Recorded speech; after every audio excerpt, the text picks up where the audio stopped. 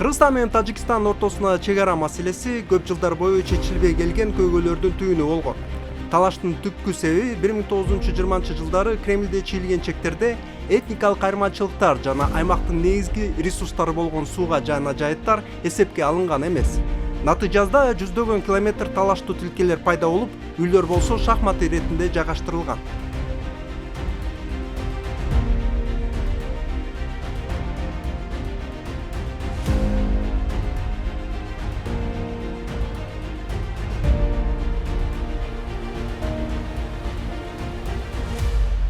Биздин жерлерде граница деген жок. Көчөлөрүбүз, үйлөрүбүз шахматный поледа.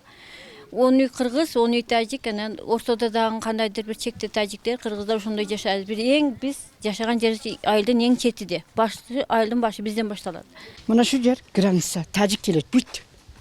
Мына менин үйүм бул. Бул дубалдардын. Мына үйүңүз могул, Оңдойн десең, оңдоонго. Вообще мүмкүн эмес.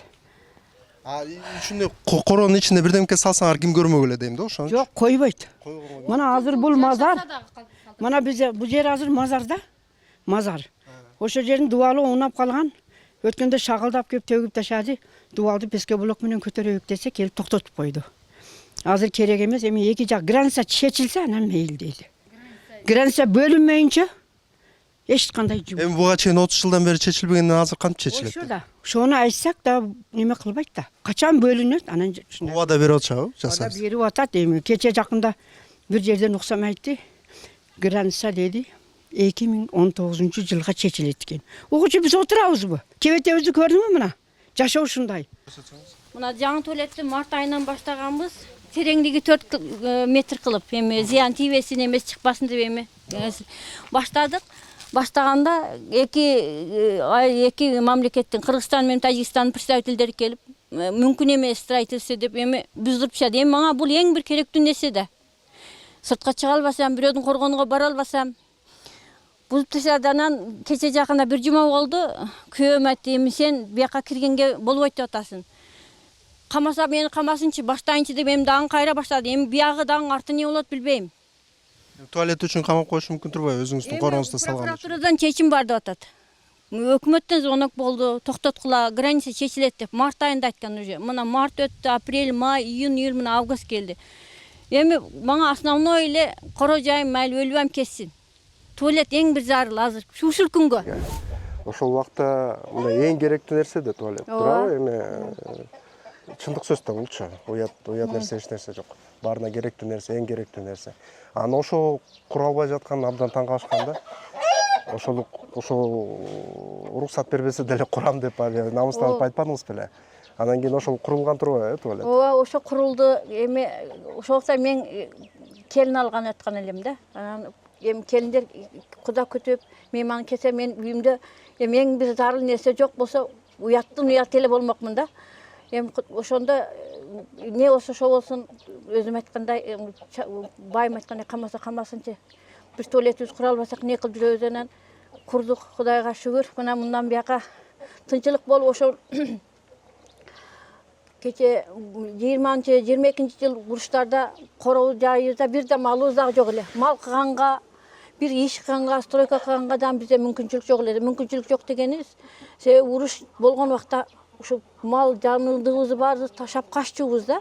Эми Кудайга шүгүр, мына ошо 30 жылдык эмес 100 жылдык эми элдин мүдөөсү ишке ашырып, границалар чечилип, мына бүгүнкү күндө элдер көп жакшылыктарды күтүп, жакшы максат тилектер менен жашап атышат да. Мына мисалы мен өзүм дагы мына балдар канча жылдан бери мына үйдү курган боюнча ошол курган боюнча эле турган эле да. Бир жерге бир мык же бир нерсе койгонго балдар дагы бүгүн кандай болот, эртең кандай болот деп ойлончук да.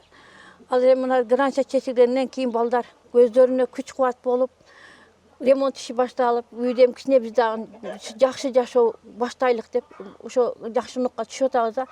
Бул убакыттын ичинде экономикада соккуга учурады. Жабык өткөрүү пункттары, жол тосмолор соодадан жоготулар. Поезд сүдүргөндө болуп качтык да бардыгыбыз. Кимде техникасы бар, кимде жок. Айла жок, мажбур качтык. Аякта мүлк калдыбы? Мүлк калган да. Малы, халыбыз, үй жайыбыз барды калган. Саар менен турганбыз бардыгыбыз. Балдарды мектепке жөнөттүк, жолдон кайтардык. Ошол менен үй ич кийим эле кайтып чыгып келер экенбиз да. Мектепке кетип калган бири-бирибизди таппай жалаңпут октор үстүбүздөн жаап жатат. Жалаңпут бири-бирибизди таап зорго качтык. Эч ким албайт. Көчөгө чыксак биздин машинабыз жок, күйөө Москвада. Бир деме кылып бир декеге, бир жүгүлүгө 13 киши отуруп качтык. Корктум, ыйладым, жыгылдым, качтым. Зорго качтым, суудан өтө албадым, жыгылдым, качып кеттим. Шуну менен келин неберелеримди жийдим, 3 келин неберелерим жийип, Бешкент айылга качып келдик. Ошол эми башка эчтеке жок. Ошо чегерабызды жакшылап чечип бергиле, уруштун кереги жок. Неберелерим менен тынч отурайын. Менин атым Замир Бекболон. Ушул интернационал айылынын жашоочусу болом. Биз ушул бытовой магазинде иштеп аткан болчубуз, инелерим менен чогум. Мына акыбалымды көрүп атасыңар азыр. Ошо бүт алып кеткен бутулдарды эчтекесин калтырды. Замирбектин эсеби боюнча зыяндын эсеби 7 миллион сомго жеткен. Тонолуп өртөлгөн башка дүкөндөр да көп. 22-жылдын 14-сентябрында Интернационал айылындагы чек ара заставасы минометтор менен атылган. Эртең мен бул жакка базарга келе жатканда звонок болуп калды дагы, ошол менен мен базарга келгем жок. Андан бир күн алдын келип, ошо өзүмдүн немемди азыр мен чыгарып жатамын эсептеп. Канча болду ошондо сиздин? Менин лавкамдын ушерби 100 миң 600 сом. Азыр эсебим чыгарган 100 миң 600 сомдук товарым күйүп кетти да. Мындай чакканда бир 80 миң сомдук 90 миң сомдук товарым күйүп кеткен, калганы уурдап кеткен да. Марадёрлор, Марадёрлор уурдап кеткен. Соодага жакшы да турат. Соодага жакшы болду. Тынч болду. Элибиз курсаган. Президентибизге да рахмат айтабыз. Элге эң керектүү нерсе ошол да турат. Ошол керек да. Башка тынччылык керек да. Тынччылык, ден соолук керек. Башкасы бизге керек эмес. Силерде эсиңерде бар да. Эсиңерде бар да, буга чейин тажиктер келип турчу турат, соодага болчу. Биз керек. Элге да жакшы болчу турат, тажиктерге да, кыргыздарга да. Биз алакабыз зор эди. Илгер коңушучулук өтө бек тойго келеди да, тойго бара дедик, киного келеди да, киного бара дедик, жана чарпы менен. Правда мен. Жакшы да турат, соодага жакшы чек арасы чечилген. Кандай дейсиз? Жакшы болду, жакшы. Эмнеси жакшы болду? Эки элге эми тажикка эми кыргызга эми жакшы болду да, чечилгени. Эки эл коркпой эми жашайт. Мурун эми эсиңизде бар да турабы, чек ара жабылбаганга чейин. Тажиктер да келип туруп соода кылып турчу да турабы бул жерде. Аз деле ошондой жанданат деп ишенип атасызбы? Ишенебиз да эми эки эл достошуп бири менен бири неме кылса болот да. Эми бир гана тажиктер эмес, кыргыздар да ээн эркин бара алат да турабы? Ошого тажиктер Болот. Азыр жанакы чек ара маселе чечилбеди. Ошол экономика маселе түзүнтүсү ушул коопсуздукка да байланыштуу эмеспи? Инвестиция дагы ошого да көз каранды. Ошол тажик тарап менен чек ара маселе чечилишинин негизинде ошол экономиканын өнүгүүсү, ошол эки Кыргызстан менен Тажикстандын сооданын дагы көлөмү өсүшүнө алып келет деп ойлойсузбу? Ошол өбөлгө түзөбү ошого сиздин оңуңузча? Сөзсүз түрдө түзөт. Анткени эгерде коопсуздук маселе чечилсе, ал жакка инвесторлор келет, ал жерде жаңы бизнес инициативалар түзүлөт. Бул регион абдан кызыктуу регион. Ал жерде 3 мамлекеттин чек арасы бар. Андан ары Кытайга жана Юго-Восточный Азияга кете турган жолдор бар. Ал жол аркылуу көптөгөн соода жүгүртүүгө потенциалы бар жер деп эсептейм. Эгерде бир ошо жолдорду куруп, транспортно-логистический центрлерди куруп, ошо инфраструктура менен жакшы камсыздаса, ал региондун потенциалы чоң, келечеги чоң деп ойлойм. Бул эми натыйжа бир гана ошол Тажик менен Кыргызстан тарапта гана эмес, ошол бүт ошол Фергана чөлкөмүндө жайгашкан мамлекеттерге таасир тийгизет. Анан деги эле Борбор Азия аймагына дагы оң таасирин тийгизет да турабы?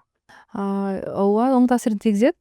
Мисалга айтып кетсек, Китай ошо Китайда да ушундай проблемалар болгондо, чек арада дайыма ушундай уруш талаш болуп келгенде, баардык өзүнүн границаларына зона свободной торговли куруп чыкканда, специальный эркин экономикалык зона куруп, андан көрө соода сатык менен байысын депчи. Бай элдер эч качан мындай конфликтке барбайт да. Ошон үчүн ток болсун деп ушундай максат коюп жасап, чындыгында азыр Китайдын неме границасында ушундай уруш жатак 60 ашык эме мамлекет менен чектешет, эч ким менен мындай серьезный конфликттери жок да, потому что алар экономикага басым жасаган. Ошондой эле биз деле ушул мисалдарды алып, ошол жака экономикалык инвестициялык проектлерди жасасак, анда ал жер экинчи жолу уже конфликтке барбайт деп ойлойм да. 30 жыл ичинде Кыргызстан менен Тажикстан ортосундагы чек ара чатагы күйүп турган учкундан чоң чырга айланып кетти. 90-жылдары баары таш ыргытуу менен башталып, 2010-жылдары мылтыктар колдонулуп, 2021-22 жылдары оор артиллерия күркүрөй баштаган. Жүздөгөн мерт болуп кеткен тургундар, өрттөлгөн айылдар, миңдеген качкындар пайда болду. Жергиликтүү уруштан чыныгы регионалдык согуш коркунучу пайда болду. Эми чыр айрыкча бизде жол маселесинен, суу маселесинен чыгып атат. 2013-жылдан бери жылда бир таш урушат элек. 2014 Галонойдо судун башында атышып кетип 6 солдат жарадар болду. 2014-жылы, 2015-жылы Мазардын жолун тосуп бууп алып, ошодун аркасынан таш уруштук. 2016 дагы эле мектеп окуучуларынын аркасынан шүнтүп эле келе жатабыз. Илгери таш урушчу элек эми атышып атпайбызбы? Таш урушкан жакшы экен. Эми атышканга өттүк. Одан 2016 автоматты заражать этип тажиктин солдаттары такап алды. О мектеп, биздин мектебибиз чек арада турат. Окуучулар менен окуучулар эки эл беттешип кеткенде биздин границага өтүп келип солдаттар. Өзүң жака өт дегенде автоматты ушундай такап, жакасынан кармап турдум, окружениеге алып алды. Анан биздин күч орган келсе алып кетем деп мен кармап турдум. Мана кечегиде дагы таш тийип, путум жаракат кетип гипс кылам деп. Одан дагы стресс берип 25 күн больницада жатып кече чыгып келдим. Эми кыйын, иштеш жолу өзү кыйын. Только алмаштыруу жолу менен чечилет. Жер алмаштыруу жолу менен. Оны только эки президенттин ортосунда сүйлөшүү жолу менен. Эми элдер айтып атат азыр, туура эмес түшүнгөнү болуп атат, туура эмес түшүнгөнү болуп атат. Анан Бишкекте тынч уктап жатып, границанын гысыга түшүнбөйт, чек аранын чысыга түшүнбөйт. Анан эми о жерде отуруп алып эле өздөрүнчө бир баланы чыгарып мындай деп жатат да. Чыныгы мага ошо октун ичинде жүрсө, ушу Кыргызстан баарыны берсе майли тынч болоюн дейт. Мисалда мен ушинтип ойлойм. Биздин өтө турган чагыбыз, өлө турган мезгилибизде, мисалы биздин жаштарыбыз бар, биздин балдарыбыз бар, неберелерибиз бар. Шолордун келечегиде мисалы үчүн уруш, атыш болуш керек. Атышты мисалы үчүн мен көрдүм. Октун ичинде баары чыкпай, октун ичинде, чоктун ичинде жүрдүм. Нече өлүмдөн калдым. Мисалы үчүн биздин балдар чокунду көрбөш керек. Енді қанша солдаттар өліп қалды, қанша тұрғындар өліп қалды екен. Мана Көкташын өзінен еле екеуі өлді. Мана қанша чекарачылар майып болды, жарақсыз болды. Азыр үйде көз қаранды болып, майып болып отырып қалған чекарачыларымыз бар. Мысал үшін спецнастарымыз бар, қолы үзіліп, ишвалага жарабай үйде отырар. Мысал мұндайлар көп болды да. Мана Емене Галонойда қанша бала өліп қалды ка, ичиде дебелеп жүрдім мен. Мисалы үшін оларды көрсем, бір қорқосында, қысқасы, бірінің қолы мындай, бірінің пұты мындай, қайып қара болып қалған, еме қиын. Оны көрбегендер айтады. Мысалы, шынығы соғышты көрген адам, мысалы үшін біз дүние керек емес болды бізге. Үйізам керек емес болды. Дүниебізді таштап, үйімізді таштап, жеп атқан тамағымызды таштап елдер қашырып шығардық. Балды орықчандарды сүдеріп, милисалар шығарды. Спецнастар бечара атышты, чекарачылар атышты. Шу милисалар төлкі майып менен қартаңды сүдереді. Бұл өте қиын нәрсеге. Енді мұндай ояқта жатқандарға оңой. Сүйлешам оңойда. Бирок шуну аткарыш, шунун ичинде жүрүш өзү кыйын. Разия эже, сиз тамаша аралаш айтып атпайсызбы? Ташырып аткан жакшы экен, андан кийин ок атышуу жаман экен, андан кийин бул артиллерия кирди, ок өтүп көчүп баратты да. Эгерде азыр чек ара маселеси чечилбесе, эмне менен бүтөт эле бул нерсечи? Эми дагы атыша берет эле. Мисалы үчүн чек ара чечилбесе тынчылык болбойт беке. Чек арага чеп болуп, мына биздики дегенден кийин сантиметрам өтөлбөйт да. Биздики болобу? Мисалы үчүн атыш токтойт, уруш токтойт. Анан тынчыраак жашайбыз да.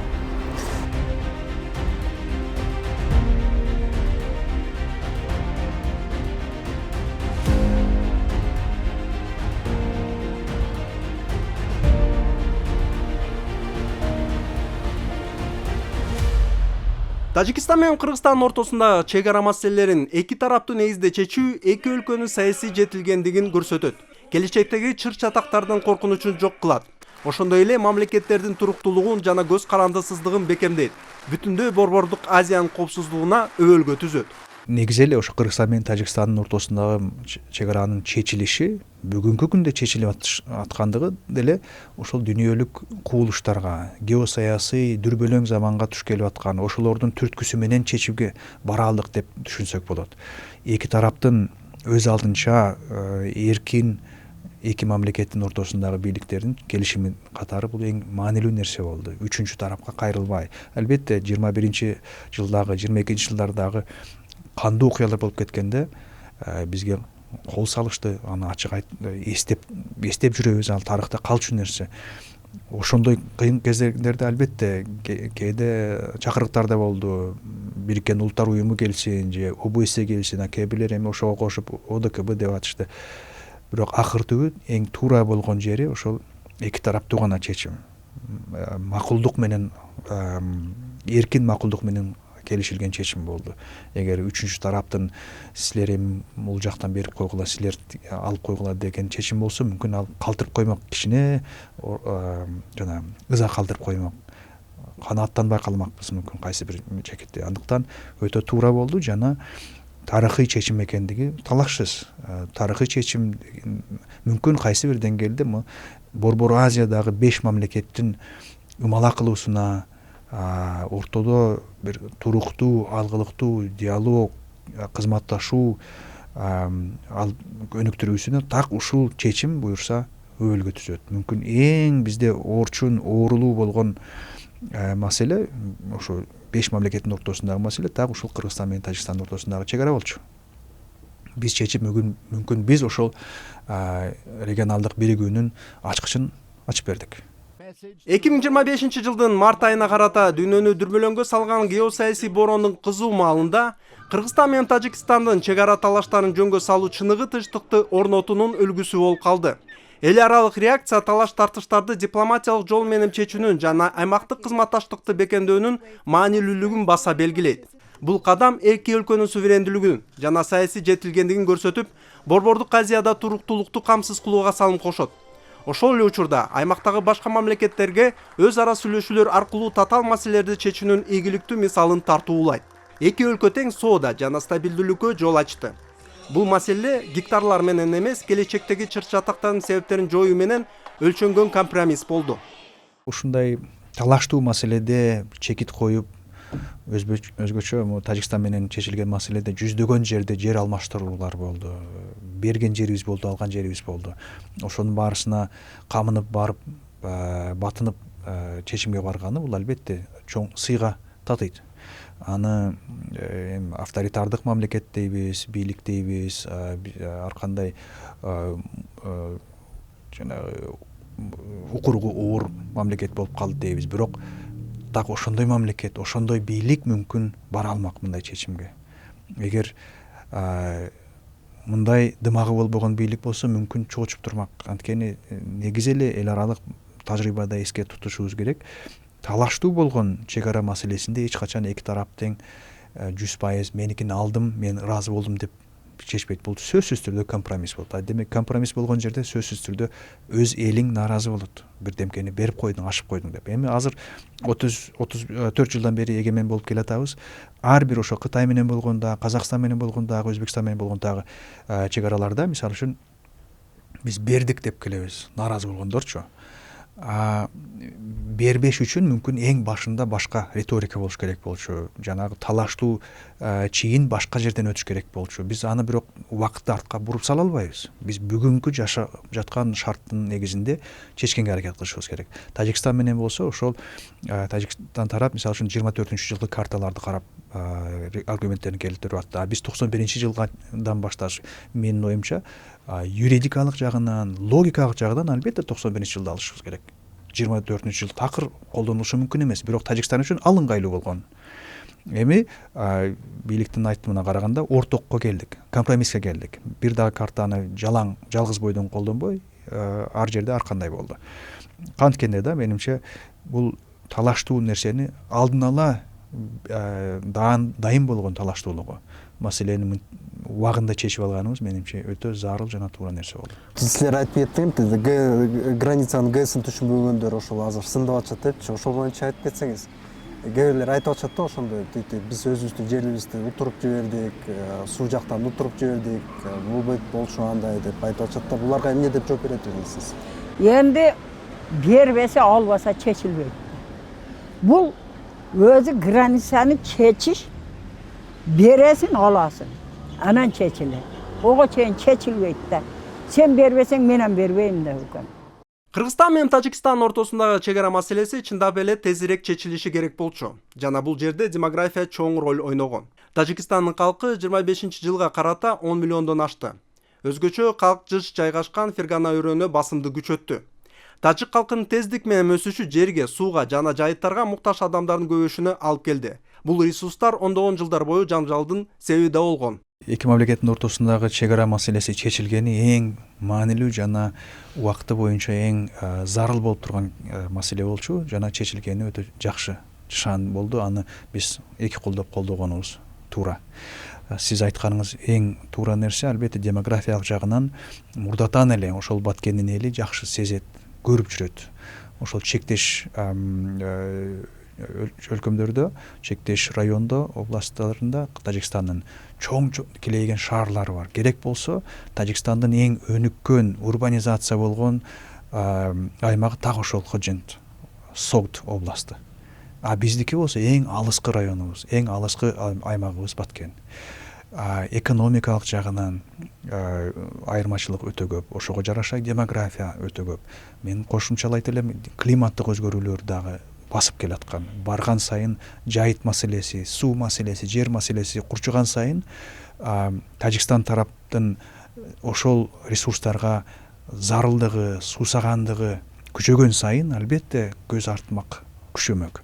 Андыктан ошол чек арабызды тактап алганыбыз, ушул жерде демаркация кылып бекемдеп чечип алганыбыз эң туура нерсе. Аны кошуналарды жаман көрүү же аларга такыр ишенбей коюу деген сезимден эмес, бул реалдуулукту жакшы түшүнгөнүбүз эң зарыл болчу. Анткени бул Кыргызстан менен Тажикстан эле эмес, кайсыл гана жерде болбосун так ушундай факторлор орун алып келгенде бул сөзсүз түрдө кийин конфликтке алып келчү, кан төгүүгө кайра алып келчү нерселер болчу. Андыктан бул албетте бул эң зарыл жана туура чечим болду. Эми Көкташ айылынан ошол азаптан улам көп элдер чыгып кеткен да, туурабы? Бизде эми ошол миграция токтоп да. Менде 4370 калк жашайт эле. 4370 түтүн бар эле. Ана энди 980 кожолук бар. Бүгүнгү күнү 600 кожолук калды. Калганын баары чыгып кетип калды. Ошо тынчылыктын жоктугунан чыгып кетти. Ана энди чыгып кеткенде кандай адамдар чыгып кетти? Байлар, пулу барлар чыгып кетти. Бүт мага ошогон бей бечара пулу жок эмелер калып кеттик да.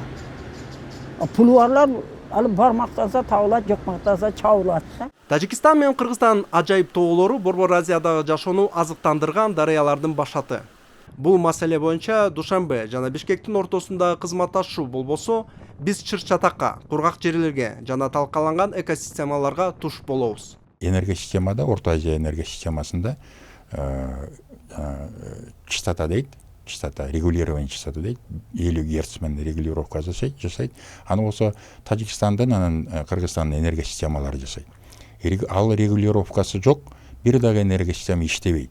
Бузулат да, сынат. Эгерде жана жылуулук электростанция менен 50 Гц частота менен регулировка жасаш десе, алар бүт баары тең бузулуп иштен чыгышат да. Ошон үчүн мурун болсо мындай бир туруп Кыргызстан менен договор түзүп, анан Кыргызстан менен карым катнаш начарлап калса, кайра Тажикстан менен договор аякка өтүп кетип, ошентип эмечти. Азыр болсо чогуу иш жасайт. Анан жанагындай мындай суу боюнча, жана сууну болсо баалаш керек деп атпайсызбы? Сууну баалаш керек. Ага болсо ошондой жанагындай мындай бир проекттерди ишке киргизиш керек. Башка альтернативдүү базалык станцияларды куруп чогуу. Анан ошол сууну баалап алсак, анда бири-бирибизди колдойбуз да. Мына Орто Азияда Тажикстан менен Кыргызстан бири-бирин колдойт ушундай эме. Анан чогуу эми ушундай саясат, ушундай идеология ортобузда ушундай боло берсе, анда аргасыз болобуз да. Бирок мен жана айтып кеттим, бирок ушунун баарын таштап, чогуу бир максат коюп, ошо 5 мамлекет, Афганистанды да кошуп, 6-чы өлкө кылып, чогуу бир максатты чечиш керек. Биз 50 жылдан кийин, 100 жылдан кийин биздин элдерибиз чогуу эмне ичебиз, эмне жейбиз, кантип жашайбыз деген маселени коюп, эми ошондой кылсак, анда ошондой максат коюшубуз керек. Эми азырынча ошол эки Кыргызстан менен Тажикстан экөө биригип жанагындай максат койсо, чогуу бир бололук деген. Бул деле бул эме убакыттын талабы да. Анткени кайсы бир жолугушуулар болбосун, Амудария менен Сырдарыянын ылдый жагында жайгашкан өлкөлөр, алар болсо бир саясатты чогуу жүргүзүп келишкен, жүргүзүшөт. Өйдө жакта эгерде чек арабыз чечилбей, бири-бирибиз менен талашып, урушуп, таарынышып жүрсөк, анда биз бир саясатты кантип жүргүзөбүз. Ошон үчүн азыр чек ара чечилип, бир саясатты жүргүзүп калабыз да, Тажикстан менен Кыргызстан. Кыргызстан менен Тажикстан ортосундагы чек ара маселесин чечүүдө Садыр Жапаров менен Камчыбек Ташиевдин ролу негизги жана чечүүчү болгон. Садыр Жапаров Кыргыз Республикасынын президенти катары чек ара маселесин чечүүнүн башкы саясий архитектору болгон. Анын жетекчилиги көп жылдык сүйлөшүүлөрдү аяктоо үчүн стратегиялык багытты жана саясий эркиндикти камсыз кылды. Кыргызстан улуттук коопсуздук боюнча мамлекеттик комитетинин башчысы Камчыбек Ташиев чек арадагы талаш тартыштарды чечүү процессинде негизги ишке ашыруучу жана сүйлөшүүчү болгон. Анын практикалык жана оперативдик ролу президенттин стратегиялык жетекчилигин толуктаган. Эми сиз жөн эле тургун эмессиз, ошол элдин, ошол айылдын неформальный, бейформалдуу башчысы катары деле тааныштырса болот да сиздичи. Анткени ал элге дем берип атасыз, өзүңүз ошол мисал катары коргоп атасыз ошол жерде. Азыр эл кандай кабыл алып атат ошол чечилгенде? Кандай? Эми элдин менениясы жакшы. Себеби заманыбызды тынч кылып, тынчылык болуп, ушу Садыр Нуркожоевич менен Камчыбек Кыдырышев чечип койду границаны. Мисалы уруш болбоду, согуш болбоду, тынчылык менен чечилди. Буга биз шүгүр кылышыбыз керек. Банда шүгүр эле кылып, сабыр кылсак бардыгы жакшы болот.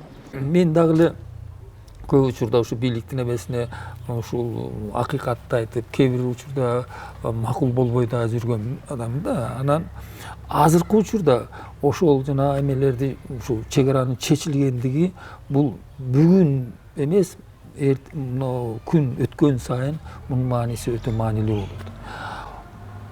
Ушул окуянын ушундай эмеге жеңишке, же болбосо ушундай жыйынтыкка жетүүдө албетте президенттердин орду чоң. Буга чыныгы саясий эрк менен ушуну жасалды деп ойлойм да. Эгер ар кимиси өзү коркуп эле эртең эмне болуп кетет, да эмне болот, менден кийинкилер чечип алат да деп жүрө берсе, улам бул маселе баягы кооптуу болуп, улам баягы эме болуп кетет эле да. Курчуп бермек, курчуп кетмек да. Фергана өрөөндөгү чечилбеген чек аралар көп жылдардан бери чыр-чатакка толуп, бүтүндөй аймактын жарылып кетүү коркунучу жаралып келген. Бишкек менен Душанбе башаламандыктын себебин жок кылды. Алар согуштун жалындаган отун өчүрүктен болбостон соодага, туруктуулукка жана үмүткө жол ачты. Бул жөн эле делимитация эмес, бул глобалдык башаламандыкка чакырык. Борондо да дубал эмес, көпүрө курууга болорун далилдеди.